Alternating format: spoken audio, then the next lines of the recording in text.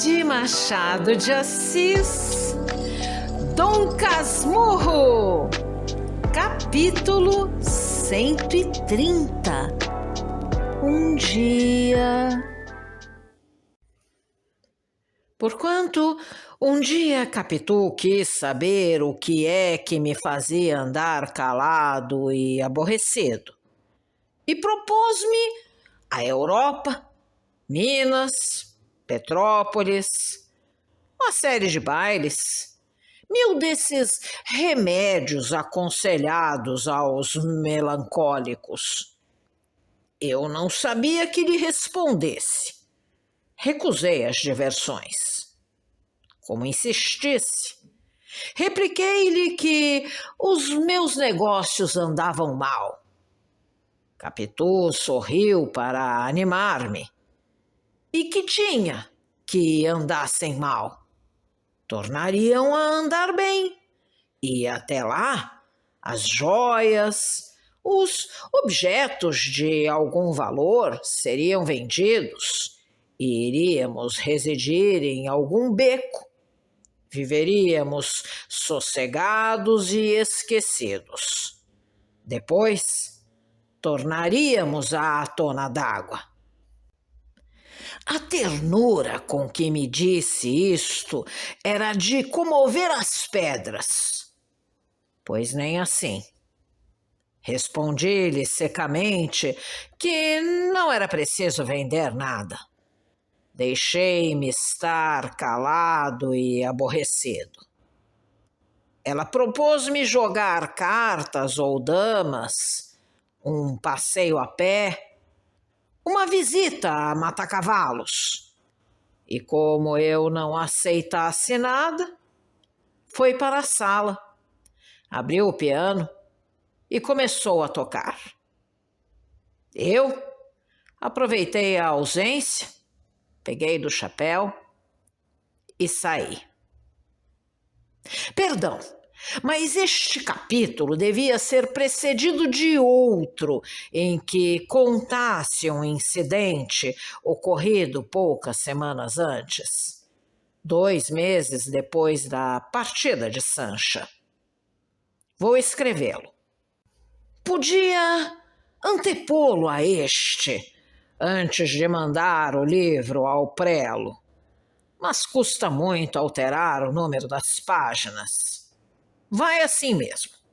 Depois, a narração seguirá até o fim. Demais, é curto. Capítulo 131. Anterior ao anterior. Foi o caso que a minha vida era outra vez doce e plácida. A banca do advogado rendia-me bastante. Capitu estava mais bela. Ezequiel ia crescendo. Começava o ano de 1872. Você já reparou que Ezequiel tem nos olhos uma expressão esquisita? Perguntou-me Capitu. Só vi 2 pessoas assim, um amigo de papai e o defunto Escobar. Olha, Ezequiel, olha firme, assim, vira para o lado do papai. Não precisa revirar os olhos. Assim, assim. Era depois de jantar. Estávamos ainda à mesa. Capitu brincava com o filho, ou ele com ela, ou um com o outro, porque, em verdade, queriam-se muito, mas é também certo que ele me queria ainda mais a mim.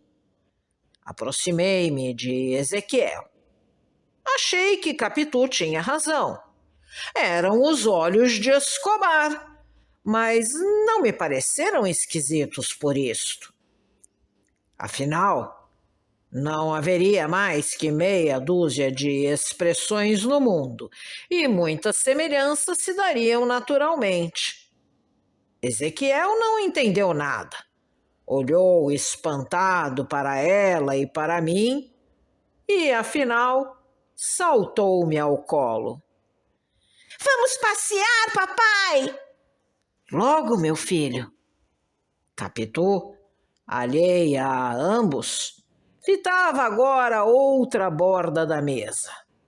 Mas, dizendo-lhe eu que, na beleza, os olhos de Ezequiel saíam aos da mãe, Capitu sorriu, abanando a cabeça com um ar que nunca achei em mulher alguma, provavelmente porque não gostei tanto das outras.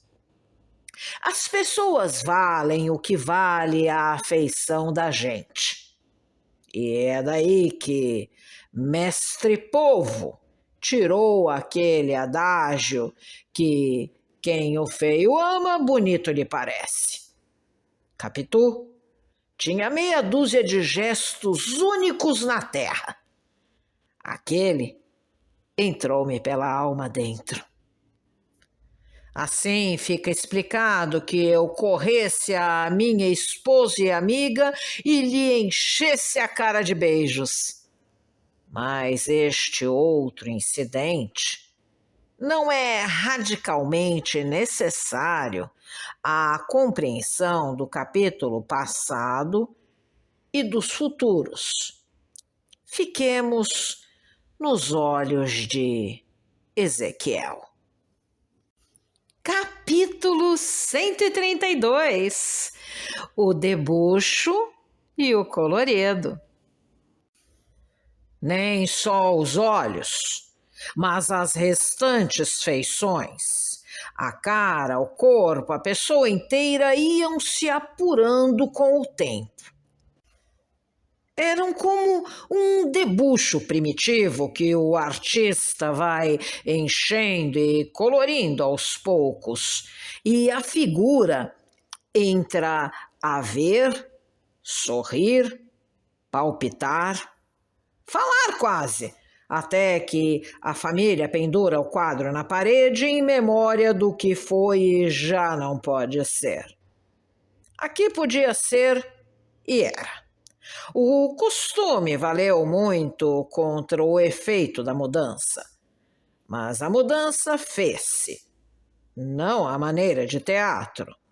Fez-se como a manhã, que aponta vagarosa, primeiro que se possa ler uma carta, depois lê-se a carta na rua, em casa, no gabinete, sem abrir as janelas. E a luz coada pelas persianas basta a distinguir as letras. Li a carta. Mal a princípio e não toda. Depois fui lendo melhor. Fugia-lhe, é certo. Metia o papel no bolso. Corria a casa. Fechava-me. Não abria as vidraças. Chegava a fechar os olhos. Quando novamente abria os olhos e a carta, a letra era clara e a notícia claríssima.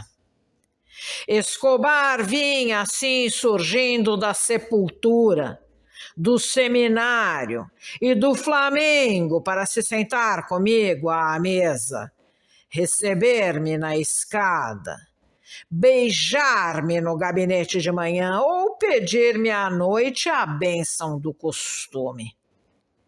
Todas essas ações eram repulsivas. Eu tolerava-as e praticava-as para me não descobrir a mim mesmo e ao mundo. Mas o que pudesse dissimular ao mundo, não podia fazê-lo a mim, que vivia mais perto de mim que ninguém. Quando nem mãe nem filho estavam comigo, o meu desespero era grande e eu jurava matá-los a ambos, ora de golpe, ora devagar, para dividir pelo tempo da morte todos os minutos da vida embaraçada e agoniada. Quando, porém, Tornava à casa e via no alto da escada a criaturinha que me queria e esperava. Ficava desarmado e diferia o castigo de um dia para outro. O que se passava entre mim e Capitu naqueles dias sombrios não se notará aqui, por ser tão miúdo e repetido, e já tão tarde que não se poderá dizê-lo sem falha nem canseira. Mas o principal irá. E o principal é que os nossos temporais eram agora contínuos e terríveis. Antes de descoberta aquela má terra da verdade, tivemos outros de pouca dura. Não tardava que o céu se fizesse azul, o sol claro e o mar chão, por onde abríamos novamente as velas que nos levavam às ilhas e costas mais belas do universo. Até que outro pé de vento desbaratava tudo e nós, postos à capa, esperávamos outra bonança, que não era tardia nem dúbia, antes total, próxima e firme. Releva-me estas metáforas. Cheiram ao mar e à maré que deram morte ao meu amigo e Comborço Escobar. Cheiram também aos olhos de ressaca de Capitu. Assim, posto sempre fosse homem de terra, conto aquela parte da minha vida como um marujo contaria o seu naufrágio. Já entre nós, só faltava dizer a palavra última. Nós a líamos, porém, nos olhos um do outro, vibrante e decisiva. E sempre que Ezequiel vinha para nós, não fazia mais que separar-nos. Capitu propôs metê-lo em um colégio, donde só viesse aos sábados. Custou muito ao menino aceitar esta situação. Quero ir com papai! Papai há de ir comigo! Bradava ele. Fui eu mesmo que o levei um dia de manhã, uma segunda-feira. Era no antigo Largo da Lapa, perto da nossa casa. Levei-o a pé, pela mão, como levara o ataúde do outro. O pequeno ia chorando e fazendo perguntas a cada passo, se voltaria para casa e quando, e se eu iria vê-lo. Vou. Papai não vai. Vou sim. Jura, papai? Pois sim. Papai não diz que jura. Pois juro. E lá o levei e deixei. A ausência temporária não atalhou o mal, e toda a arte fina de Capitu, para fazê-lo atenuar, ao menos, foi como se não fosse. Eu sentia-me cada vez pior. A mesma situação nova agravou a minha paixão. Ezequiel vivia agora mais fora da minha vista. Mas à volta dele, ao fim das semanas, ou pelo descostume em que eu ficava, ou porque o tempo fosse andando e completando a semelhança, era a volta de Escobar, mais vivo e ruidoso. Até a voz, dentro de pouco, já me parecia a mesma. Aos sábados, buscava não jantar em casa e só entrar quando ele estivesse dormindo. Mas não escapava ao domingo, no gabinete, quando que me achava entre jornais e autos. Ezequiel entrava turbulento, expansivo, cheio de riso e de amor, porque o demo do pequeno cada vez morria mais por mim. Eu, a falar verdade, sentia agora uma aversão que mal podia disfarçar tanto a ela como aos outros. Não podendo encobrir inteiramente esta disposição moral, cuidava de me não fazer em contradiz com ele, ou só o menos que pudesse. Ora tinha trabalho que me obrigava a fechar o gabinete, ora saía ao domingo para ir passear pela cidade e arrabaldes o meu mal secreto. Se você gostou desse áudio, deixe seu like, compartilhe, deixe também seu comentário e se inscreva no canal, ativando o sininho para ser avisado dos próximos vídeos. Um grande abraço e até a próxima!